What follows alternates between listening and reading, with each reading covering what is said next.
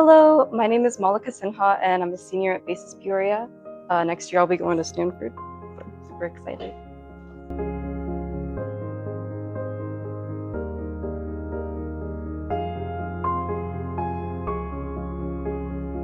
I think the thing I'm most proud of is actually my ability to stay balanced.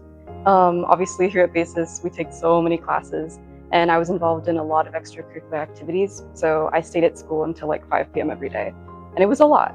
But I never felt like my commitments were the thing controlling my life, because I managed to really stay on a schedule to make sure that I had free time for myself and to make sure that I could prioritize my mental and physical health. So one thing I started focusing on recently in the past couple of years has been getting enough sleep. I used to go to bed super late, but once I started actually setting a real bedtime for myself and making sure that I got like 7 to 8 hours a night, I really just felt so much better about everything, and I was able to focus on all of my other commitments better. So having that balance in my life was really important for me, and I think that's the thing I'm most proud of.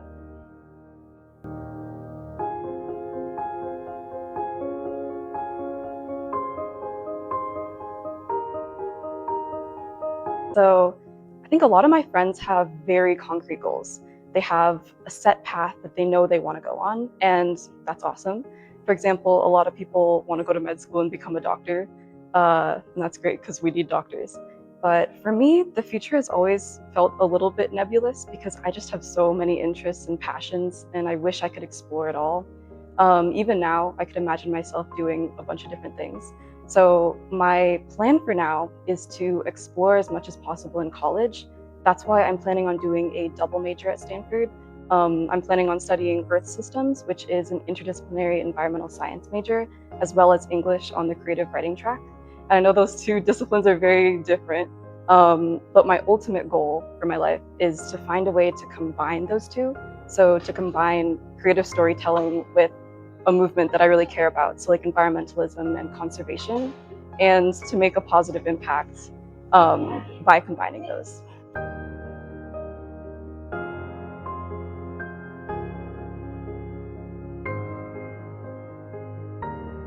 So in high school, I think that's really the time where we learn how to learn. So I developed a lot academically. I learned how to best study. I learned how to manage my time so I didn't feel burnt out. And I'll definitely take everything I learned from high school and apply that to future college classes as well. In terms of my personal development, I think that's a good question because it's something that kind of gets overlooked sometimes when we're at such a tough high school. But something that I really enjoyed doing on my personal time is my million hobbies. I love doing a bunch of different stuff, writing, photography, baking, all of that. That's completely separate from my academic life. It really is kind of a creative outlet for me, and it's something that I've gotten better at now that I've started prioritizing having free time. I think the biggest driver of my personal development has definitely been reading. If you know me personally, you know I always carry a book. I read about 50 books a year, and I genuinely believe that reading, especially reading fiction, makes you a better person. Because through books, we're able to see so many different perspectives and locations and cultures and values. And through reading, I definitely learned a lot about myself and about the world.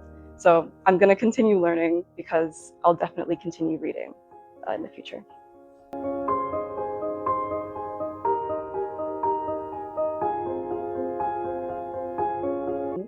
I'm gonna have to say Miss Ainsley was the most impactful teacher, even though she did prank me on the senior trip, so I didn't forget about that.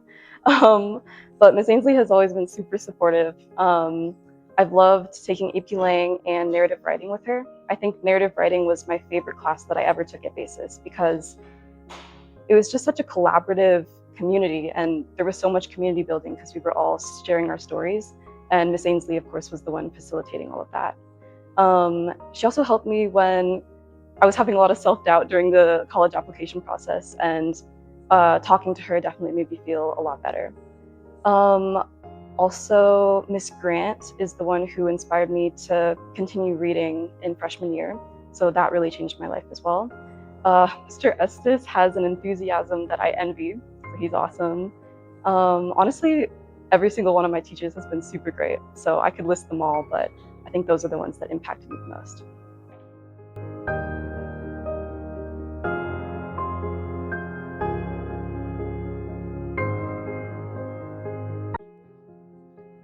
One challenge that really pushed me was my first ever honors chemistry quiz because it was really hard and I did not as well as I wanted to do on it.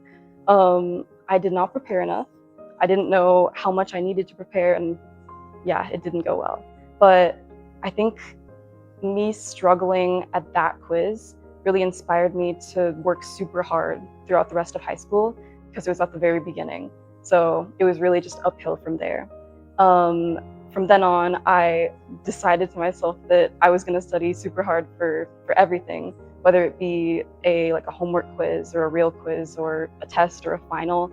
I would put my all into studying for all of that, and that was really inspired by that bad beginning.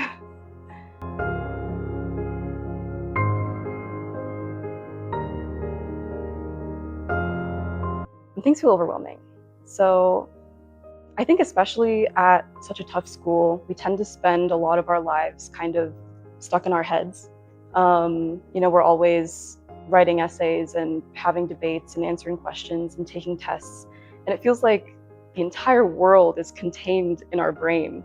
And so when we have trouble at like an assignment, or we don't do as well on a test as it seems, it kind of feels like the whole world is falling apart. But that's not true. So when I feel overwhelmed, I like to take a step back and go outside, take my dog on a walk, go on a jog, do something where I can kind of shut my brain off, because then you start to realize that the world is out there, it's not just up here, and you get a better perspective for how important things actually are.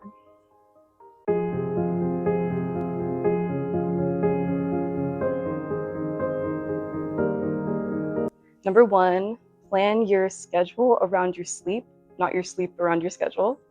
Number two, don't procrastinate, because the work you do at 3 a.m. is probably of less quality than the work you would have done at 3 p.m. the previous day. Number three, read more books. They will help you. They will help your thinking skills. They will help your grades. Number four, I think this is the most important one. Cognitive offloading is the enemy of critical thinking. You have a brain and it's very smart, so please use your brain. Think your own thoughts, do your own work. Just because shortcuts exist doesn't mean you should use them. I believe in you guys, you can make it through BASIS, and you're all going to do amazing things.